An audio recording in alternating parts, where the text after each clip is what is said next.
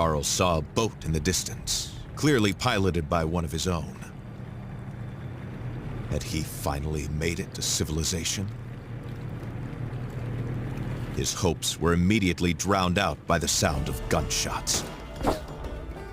Time to flee again, and fast.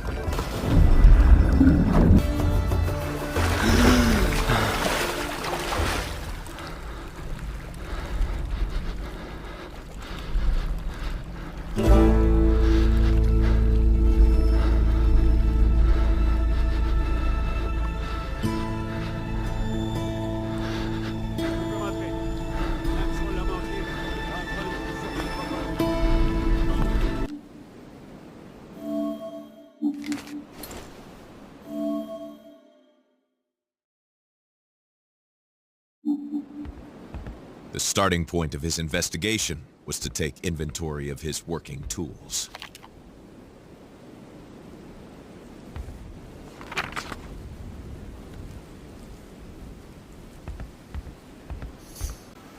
Out of all of the animals in Quebec's fauna, the wolf was perhaps Carl Faubert's favorite. Its nobility and beauty were matched only by its ferocity and intelligence.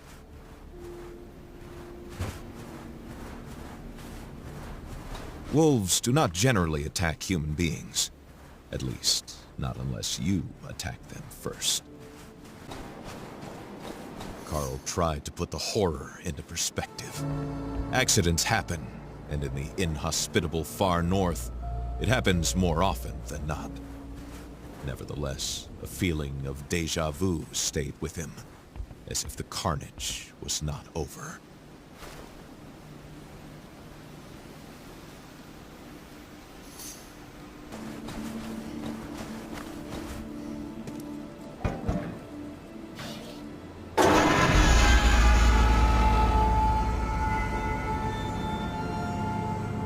This was the mansion of the late William Hamilton.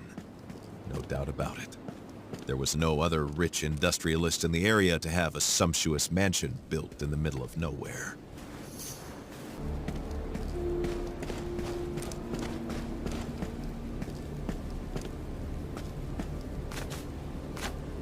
From the sheer size of the building, Carl could guess how much hatred Hamilton instilled within the local population, which lived in small, uncomfortable shacks.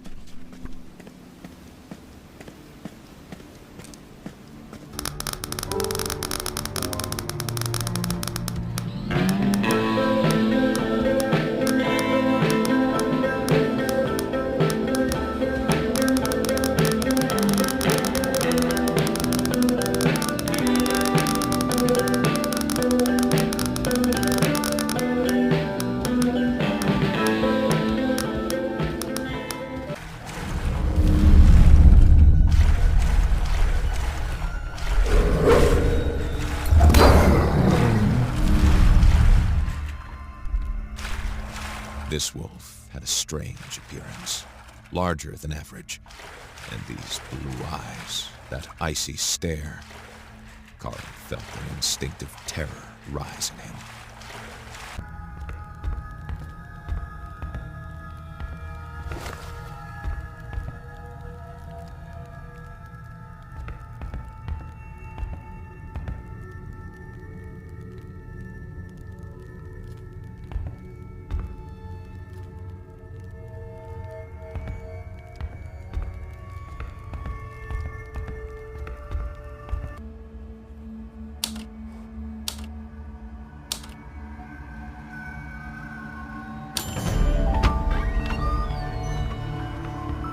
There were very few rules that private detectives abided by, but one of them was this.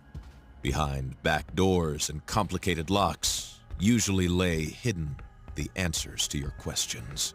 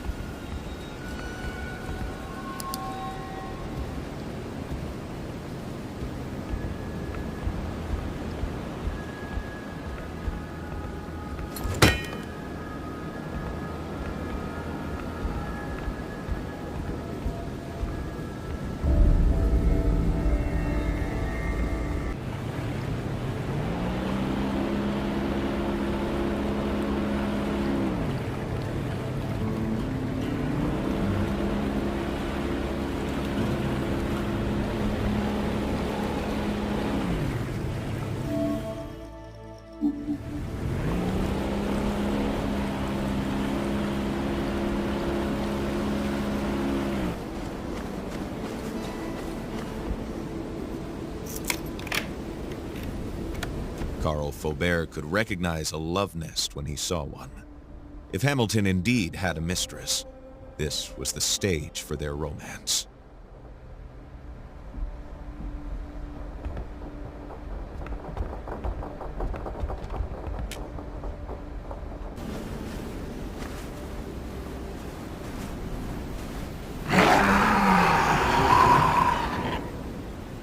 Faubert froze at the creature's sight.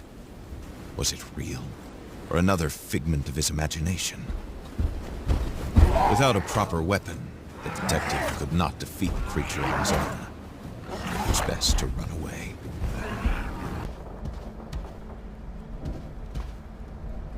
Comme vous le savez, moi c'est Françoise. Je suis la responsable ici. Il y a eu une explosion dans un souterrain à la mine et depuis, on a la tempête, des avalanches et plein de choses étranges auxquelles j'aime mieux ne pas penser. Les routes sont coupées et on n'a ni électricité ni signal téléphonique. Bref.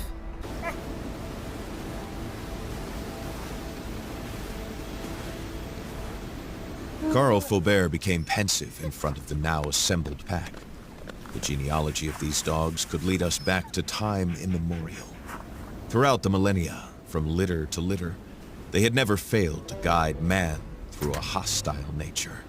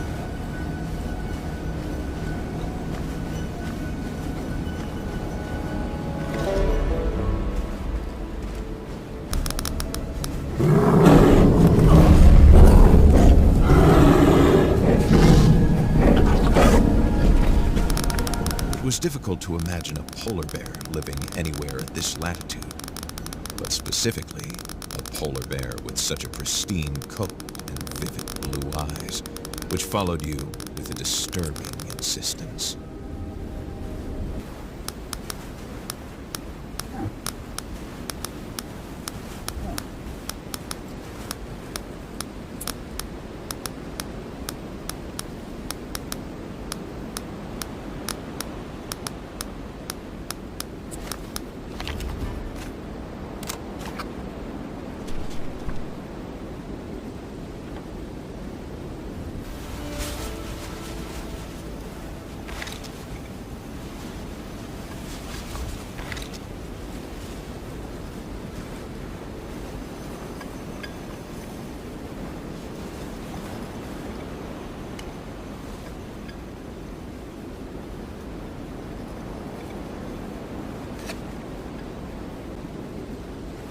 Carl Faubert? Ah, pas du tout. Mais votre posture, vos manières, votre accoutrement disent ancien militaire. Soit vous étiez le détective engagé par William, soit vous étiez un agent étranger venu me zigouiller. J'ai préféré opter pour la pensée positive. Choix judicieux.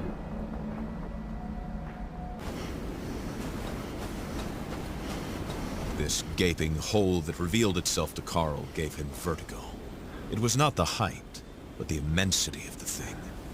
Few images could have depicted so clearly the extent of the voracity with which men consumed these raw materials. It was on the scale of the worst natural disaster.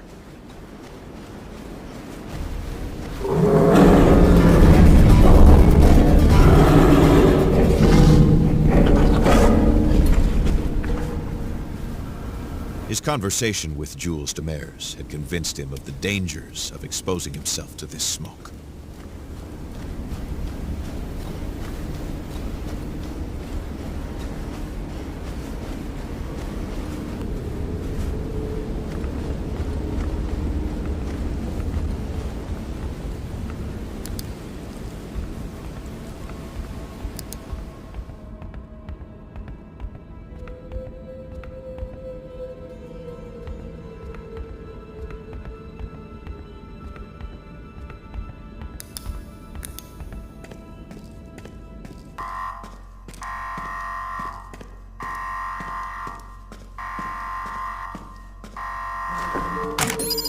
station was coming back to life, as if being awakened from a deep sleep. Activating this button had just opened a way to the laboratory. Its secrets would now be laid bare to him.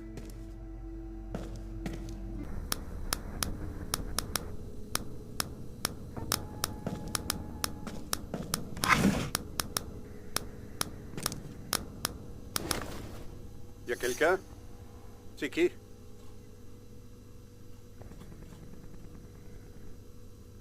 C'est pas de la HMC? Ça veut dire que vous pouvez m'aider. Faites-moi sortir.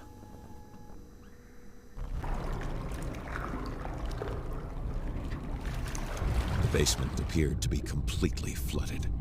He had to find a way out. It would be very risky, but there should be a few spaces where he could catch his breath.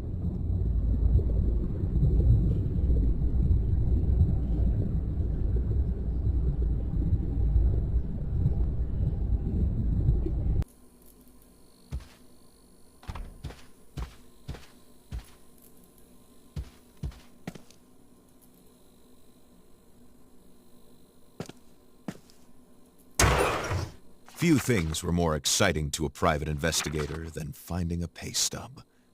Francoise revealed her employee number, which Carl had a hunch would be useful.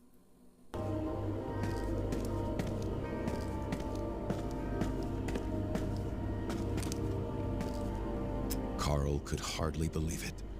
This arrowhead suggested that Mistonite had been known to early peoples in the distant history of the continent, and that they had even fashioned objects from it.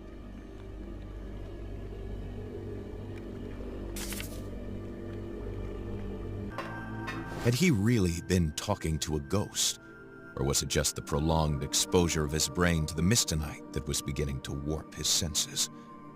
Were they really mutually exclusive? Either way, Thomas Matouche was well and truly dead. The explosion had taken him out as he was about to grab the Mistonite phaser.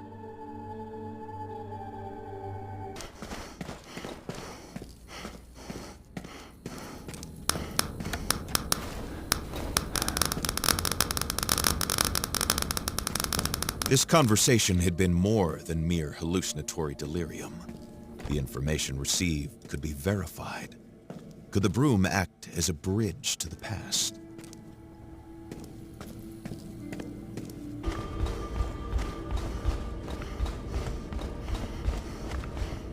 Having exited the bowels of the earth and finally reached fresh air, Faubert could now set off towards Jules' lair.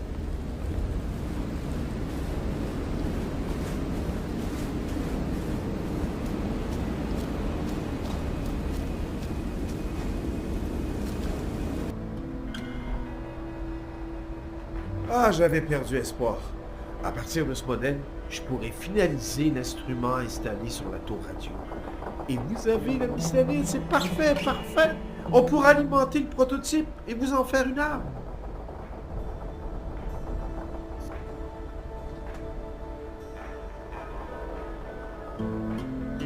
Une couverture. J'ai été chargée par un autre employeur d'enquêter sur des irrégularités fiscales qu'on soupçonnait à la HMC. Et je commençais tout juste à tenir quelque chose, mais il y a eu l'explosion. J'imagine que je vous dois un peu de confiance. Je suis enquêteur à la Gendarmerie royale du Canada. Ou du moins, avant que tout ça arrive, je l'étais.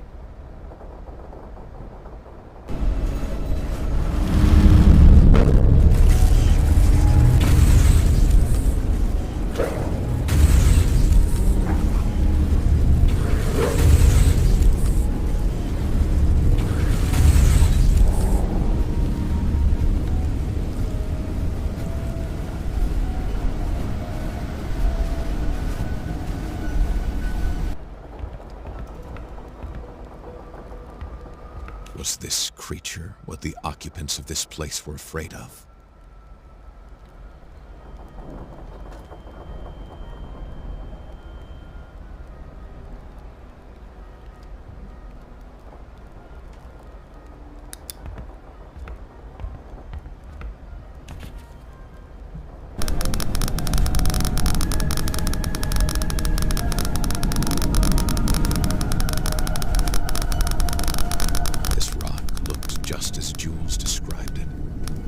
Unsettling and bewitching all at once. It burned you just by looking at it. And yet, you couldn't help but want to touch it.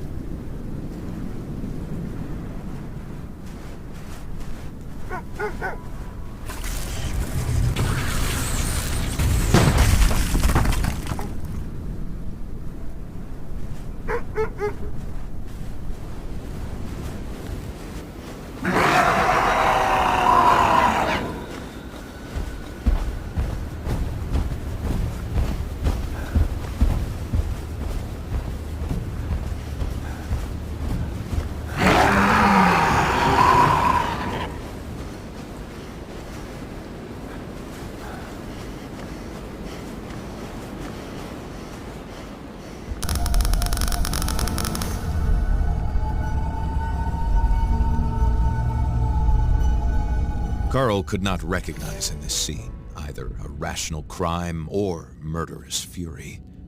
It was desperation and madness that had dealt these blows. A madness greater than man that vibrates an incandescent red.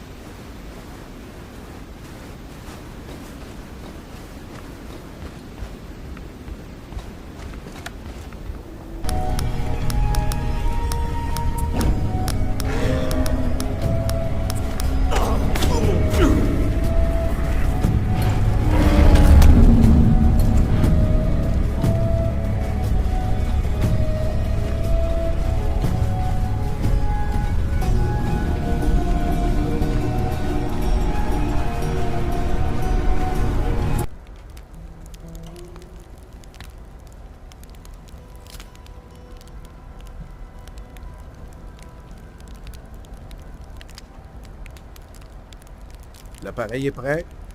Il reste seulement entrer dans le ventre de la bête. Suivez le chemin de fer. Bonne chance, Carl.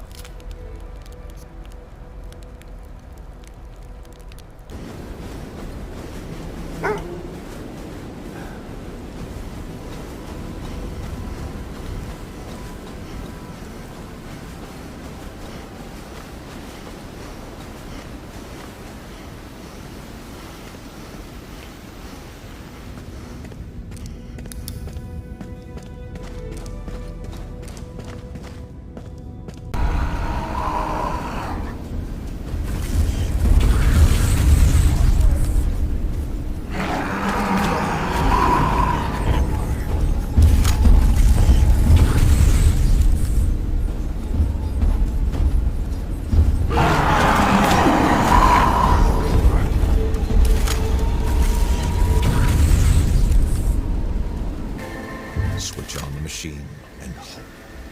Carl had no other option.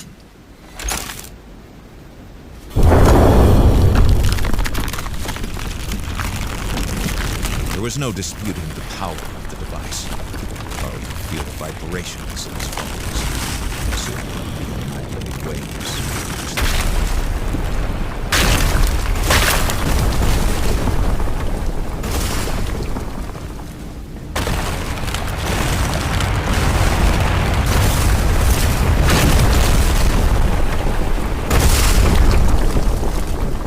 The sight of the weakened creature, crippled and with nowhere to run, shook the detective.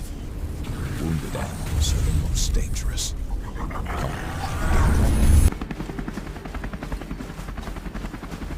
The cabin's comfortable atmosphere would end up getting the better of Faubert. He needed to get out and signal for help.